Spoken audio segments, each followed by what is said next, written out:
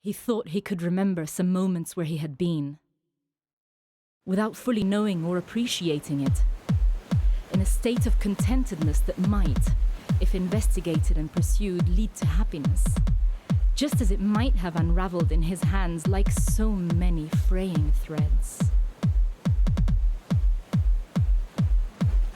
There was a theme to them. They had almost all come during the late afternoon. One of those impossibly bright white days in April by the sea, when he could walk over the hills that led to the shoreline, with its cracked bottles and ruined stone sheds, and sit by the water. The sun in the sky that was so impossibly clear, so unblemished, as if it was saying something profound just by shining that well. A moment where life seemed best suited to itself, each element fitting. A feeling so terrifyingly big that you knew you could spend your whole life just trying to get as close to it as you were right now, without even realizing.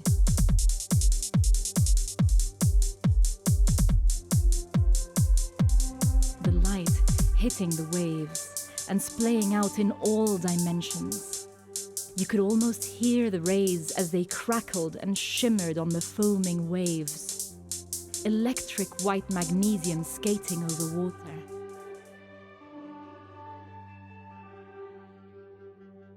The ships, enormous and looming like cities drifting by, moving imperceptibly across an ever-changing smear of sea and sky and ozone above that.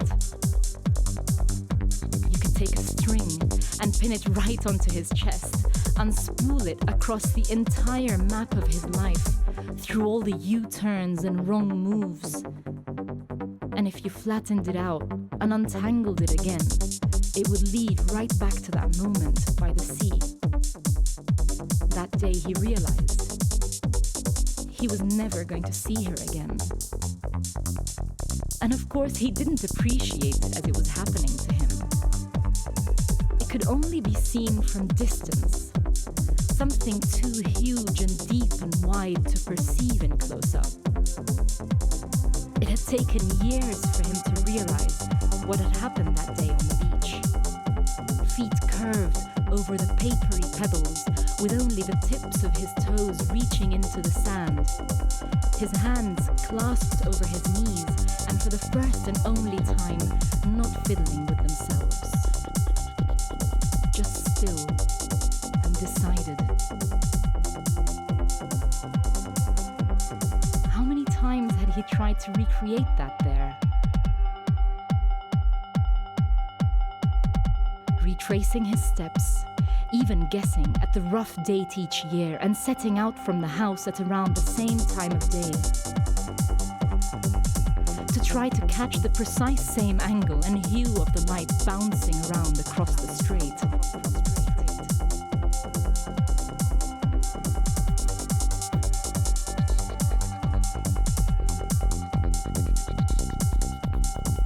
But it was like trying to remember the exact moment you started a dream.